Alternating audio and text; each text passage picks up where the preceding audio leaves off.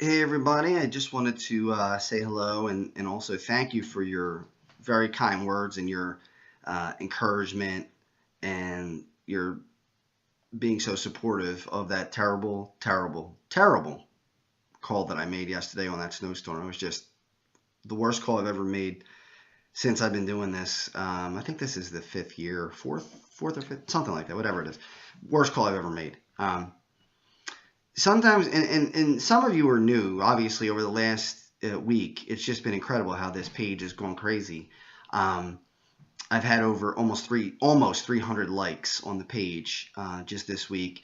I've reached 30,000 people this week. That's incredible. I never thought that I would ever do that. That's amazing to me. So I really do appreciate that. Certainly, with all that exposure, I wish I would have been correct with this storm, but I wasn't. I was wrong.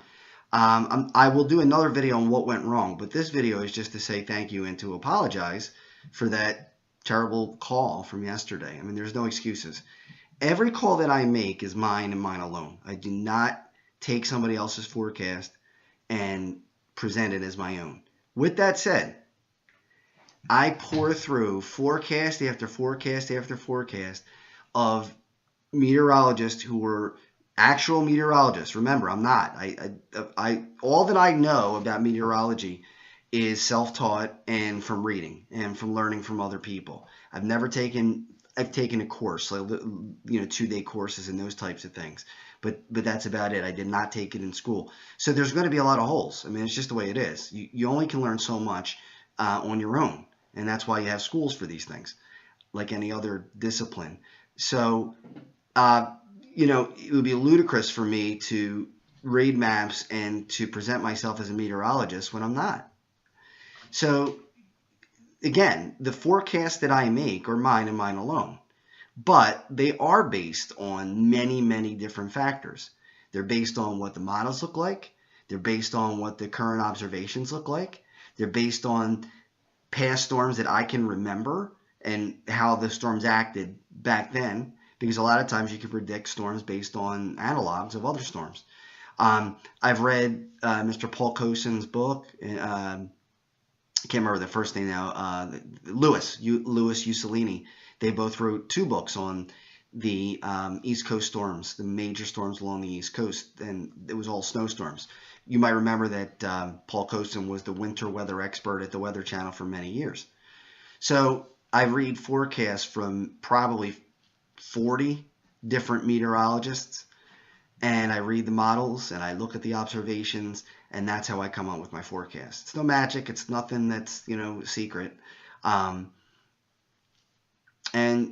based on what I knew or what I saw from the data, what I heard from other meteorologists, what I remember from old storms, the models have their own bias.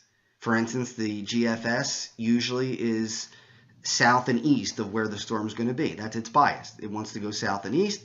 Usually you look at the GFS and you say, okay, then the storm, if it's south and east, you mark it 25 miles northwest of where the GFS says it's going to be.